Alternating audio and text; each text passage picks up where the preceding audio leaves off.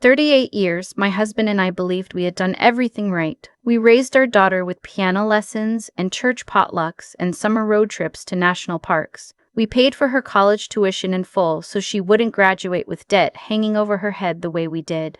When she met the man she wanted to marry, we welcomed him into our home, gave him a seat at our Thanksgiving table, and eventually, foolishly as it turned out, gave him access to far more than that. I am 64 years old. My name is Joanne, and I am telling you this because I spent too long staying quiet. And silence, I have learned, is exactly what people like my son-in-law are counting on. My husband Ray and I got married in the spring of 1986 in a small Methodist church outside Knoxville, Tennessee. We weren't rich. Ray worked in logistics for a regional trucking company, and I taught third grade for 27 years. We were careful with money the way people are when they grow up without much of it. We drove our cars until the engines gave out. We bought our house in 1991 and paid it off early. We put 15% of every paycheck into retirement for decades, even in the years when that meant we couldn't afford a vacation. By the time I retired at 61, we had built something I once thought was unshakable: a home, a life, a small but real measure of security. Our daughter, Colleen, was our only child. We tried for others and it didn't happen, so we poured everything into her. She was funny and stubborn, and she had Ray's eyes and my tendency to hold grudges a little longer than was healthy. She was not perfect, and we never pretended she was. But she was ours, and we loved her without condition. She met him during her second year working at an architecture firm in Nashville. His name was Scott. He was 34, 4 years older than Colleen, and he had the kind of easy confidence that fills a room. He knew how to talk to people. He knew how to make you feel like the most interesting person in the world when his attention was on you. I noticed all of that on the night Colleen first brought him home for dinner, and I told myself it was charm. I told myself it was good. Ray liked him immediately. That matters because Ray is not a man who warms to people quickly. He shook Scott's hand, and they ended up talking on the back porch for an hour about college football and the state of American highways and whether Knoxville was better or worse than it used to be. When they came back inside, Ray had that look on his face, relaxed, open, that I hadn't seen him wear around a stranger in years.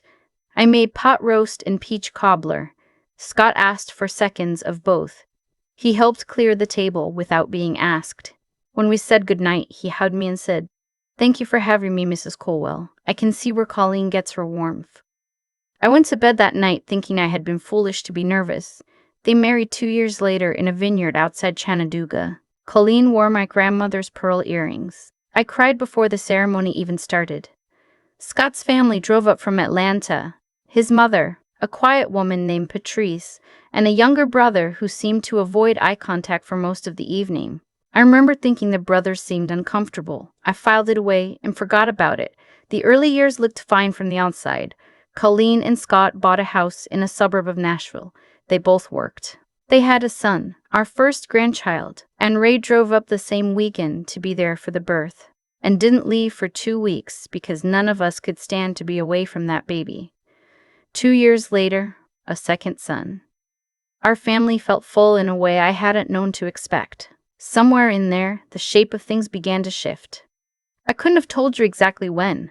That's the thing about slow damage. It doesn't announce itself. It just accumulates the way sediment does, until one day you realize the riverbed has changed completely and you don't recognize where you're standing.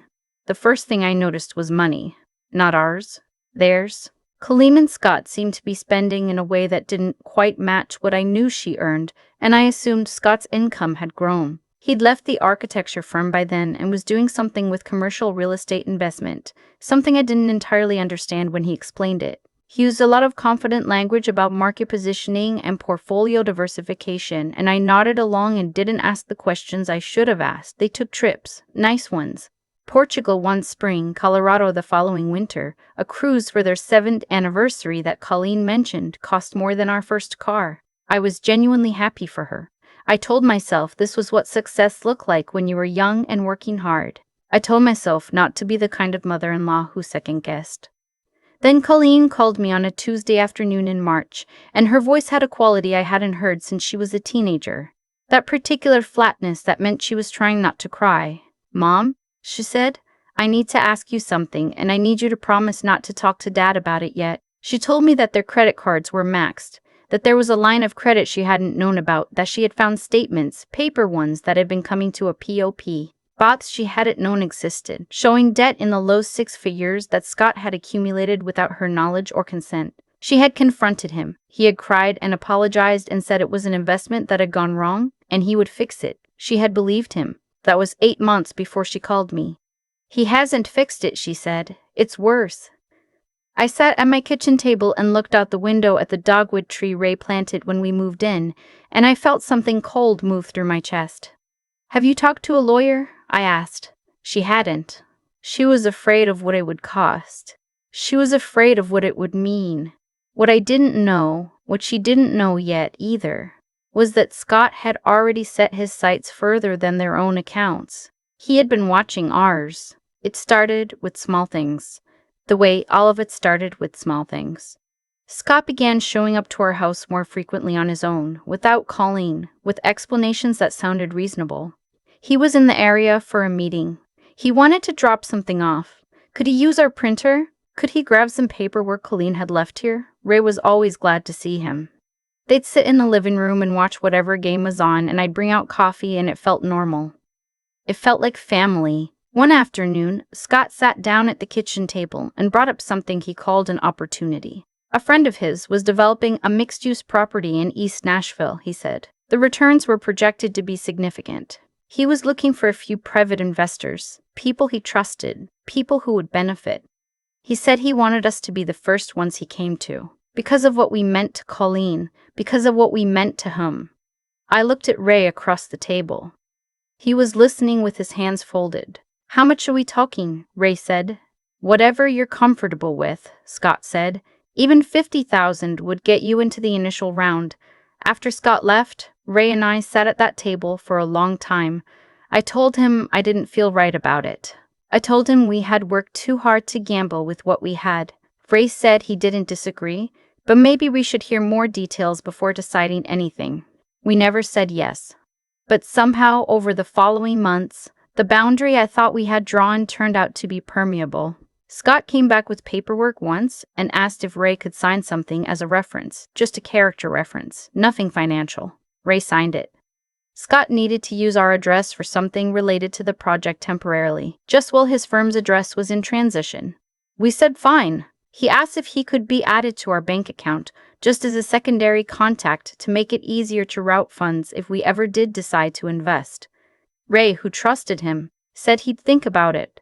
I found out 6 months later that Ray had said yes. I found out because a statement arrived in the mail and I opened it before Ray got home from his morning walk, and the balance was $43,000 lower than it should have been. I stood in the kitchen holding that paper and I read it 3 times because I was certain I was misreading it.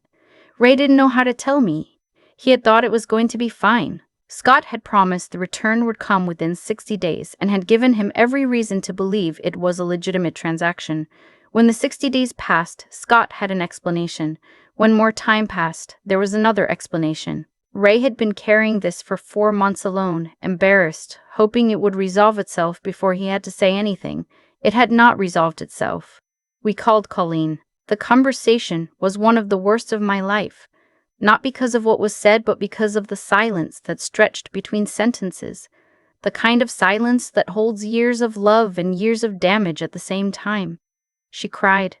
She apologized on Scott's behalf even though she had no reason to. She said she would talk to him. What Colleen told us the following week is something I still have to sit with carefully before I say it out loud.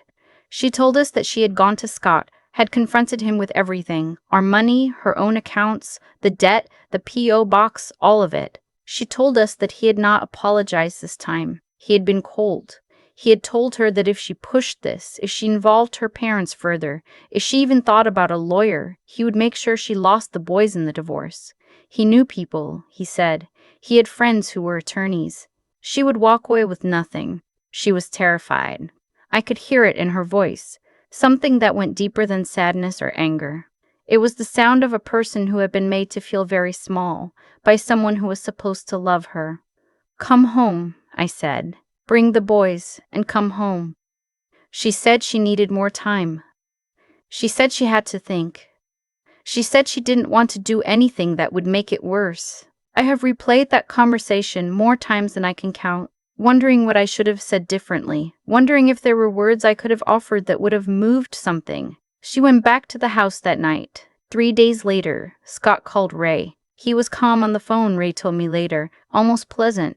He said he wanted to talk things through, that he felt terrible about the confusion with the finances, that he wanted to make it right. He said he thought if the four of us could sit down together in person, away from the stress of the house, he could explain everything and they could come to an agreement. He suggested a state park about 90 minutes north of us.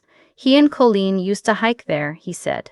Neutral ground, fresh air, a chance to actually talk. Ray thought it was reasonable. I did not. I told Ray that something about it felt wrong, that I didn't trust Scott's reasonableness, that I didn't want to drive 90 minutes into the woods to have a conversation that could happen on our own porch. Ray said I was letting my anxiety turn into paranoia. He said Scott was family, whatever had happened, and we owed it to Colleen and the boys to try. I went. I went because Ray was going, and because I had spent 38 years going where he went. We drove up on a Saturday in October. The leaves were turning. The sky was a particular shade of blue that only happens in Tennessee in the fall, and I remember looking at it through the windshield and thinking that it was too beautiful a day for whatever this was going to be. Colleen and Scott were already in the parking lot when we arrived. She hugged me. She felt thin. Scott shook Ray's hand and smiled at me and said it was good of us to come. We walked. The trail wound through hardwood forest and switchbacked up a ridge. I am not a young woman, and the incline was harder than I expected, but I kept up. Scott walked ahead with Ray, and Colleen fell back beside me. She took my arm on a steep section, and I felt her squeeze it, and she said very quietly, "Mom, I'm scared." I stopped walking. "Scared of what?"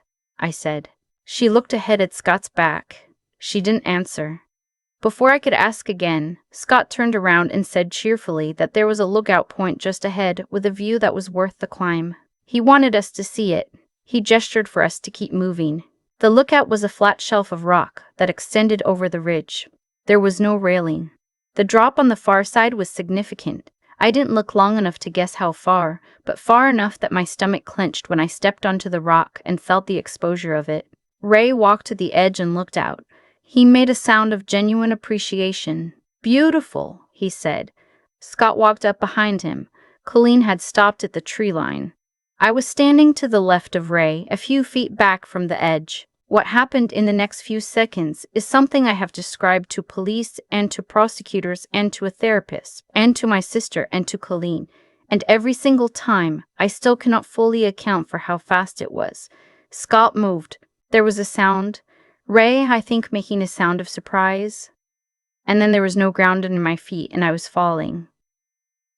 I hit the slope below the shelf and I rolled and I hit things and I stopped and I lay still because I did not understand yet what had happened.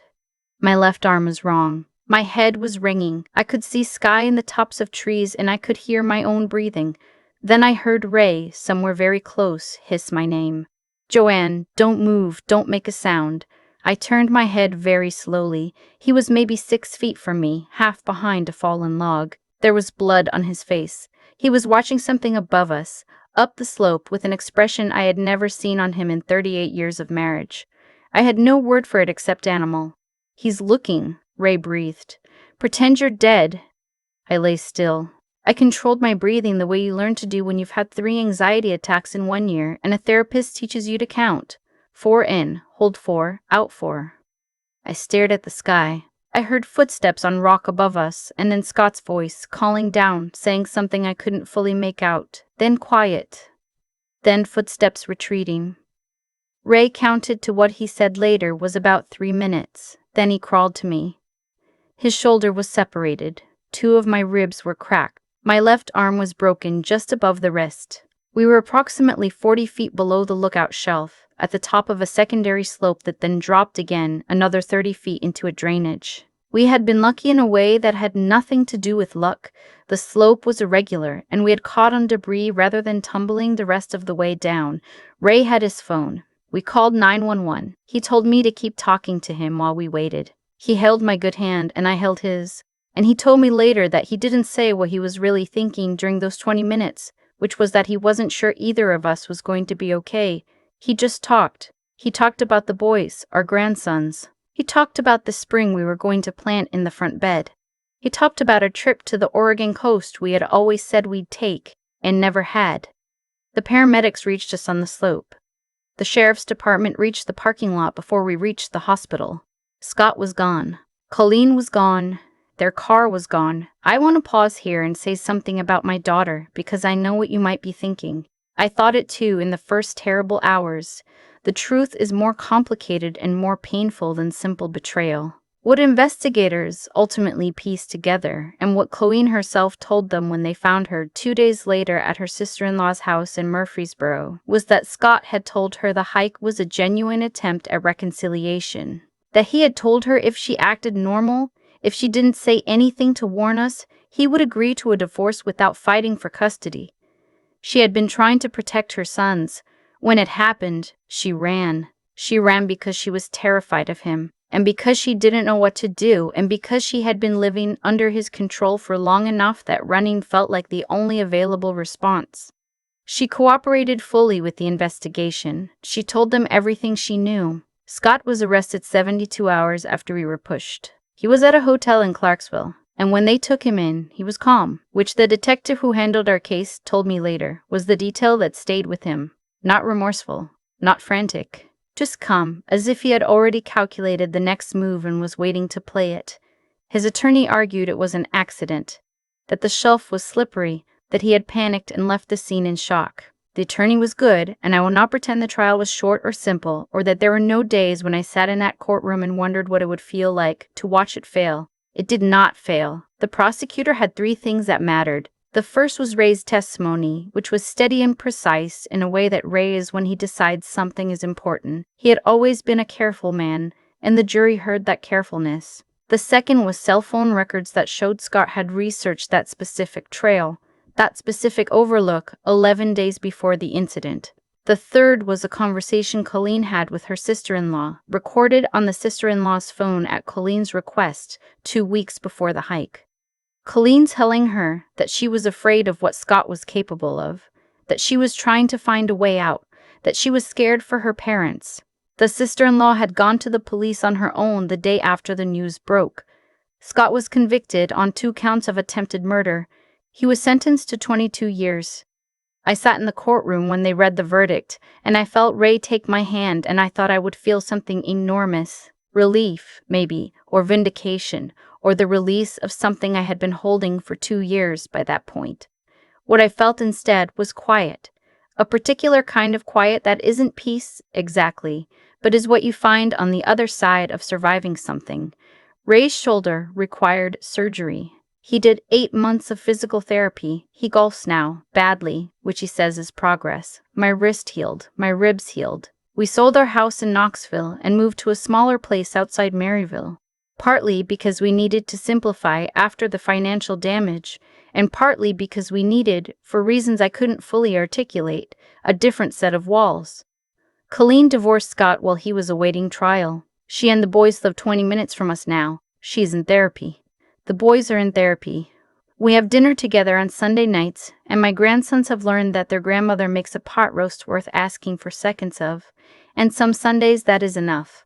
The money is largely gone. We recovered a small portion through a civil judgment that Scott's attorney fought down to nearly nothing practical. We have what we have, which is less than we planned for, and which is more than enough because we are here to use it. What I want to say to anyone listening to this is something I wish I had understood earlier. Not a lesson about money, though there are lessons there. Not a lesson about red flags, though there were flags I chose not to see. What I want to say is this. The people who want to take from you are very often the people who have learned exactly how you want to be treated, and they treat you that way right up until they don't need to anymore. They study you, they learn the shape of your trust, and they fit themselves into it, and the only thing that gives them less power than they want is being willing to say, out loud, what happened to you. This is me saying it out loud. Ray is on the back porch right now reading in the late afternoon light. In a little while, I will bring him coffee the way I have for 38 years, and we will sit together as the evening comes in, and I will look at him and feel the ordinary weight of how close I came to losing him on a slope in October, and how strange and irreducible it is to still be here, together, watching the light change. Some days that is the whole story, some days that is enough. I think about the dogwood tree a lot, the one Ray planted the year we moved in, the one I was staring at through the kitchen window the morning. Colleen called me, and her voice had that flatness in it that no mother ever wants to hear. I didn't know then how much worse it was going to get. I only knew something had already broken, and that I was going to have to decide what kind of person I was going to be about it. Scott didn't become who he was overnight. That's the part I've had to sit with. He made choices, small ones and large ones, over years. Every time he opened a line of credit without telling Colleen, every time he redirected money that wasn't his, every time he looked Ray in the eye and offered reassurance he knew was false, he was choosing. And choices like that compound. They don't stay contained. What starts as taking a little becomes taking everything, because the person doing it has already decided that other people's lives are resources to be managed rather than people to be loved. Scott's actions followed a logic that was entirely consistent with who he had slowly decided to be. That's not fate, that's cause and effect. That's a man making himself into something, one dishonest decision at a time, until the accumulated weight of it pushed two people off a ridge in October. I am not a person who came out of this with easy answers. I came out of it with a broken wrist, 2 cracked ribs, and a marriage that is quieter now in ways that are sometimes hard to explain. Ray doesn't talk about the slope much. I don't push him. We have learned, in the year and a half since the sentencing, to let some things settle on their own. But what I have come to believe, and I believe it not because someone told me to, but because I lived it, is that the 3 things that actually kept us alive were not luck, not age, not even love in the soft greeting card sense of the word. What kept us alive was that Ray, lying injured behind a fallen log on a Tennessee mountainside, had the presence of mind to think clearly when everything in his body must have been screaming. That is a kind of intelligence that has nothing to do with school. It is the intelligence of a person who has spent 67 years paying attention, staying honest, and refusing to give in to panic. He knew in that moment what was true and what had to be done.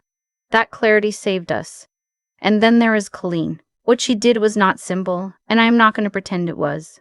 She was afraid, and fear does things to people. But she found her way back to what was right.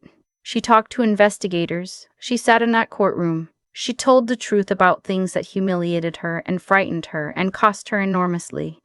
That took a kind of moral courage that I think people underestimate in others because it's quiet and unglamorous. It doesn't look like bravery from the outside. It just looks like a woman answering questions. But I know what it cost her, and I am proud of her in a way I don't have adequate words for. What I want people to take from this, if they take anything, is not a warning about specific warning signs, though those matter. It is something simpler and harder. The quality of your character is built in the ordinary moments, the ones where nobody is watching and the right thing is inconvenient. Scott built his character in those moments too, in the wrong direction, for years. Ray built his by being the kind of man who, even falling, held on to who he was. We are still here. That is not nothing. That is, in fact, everything.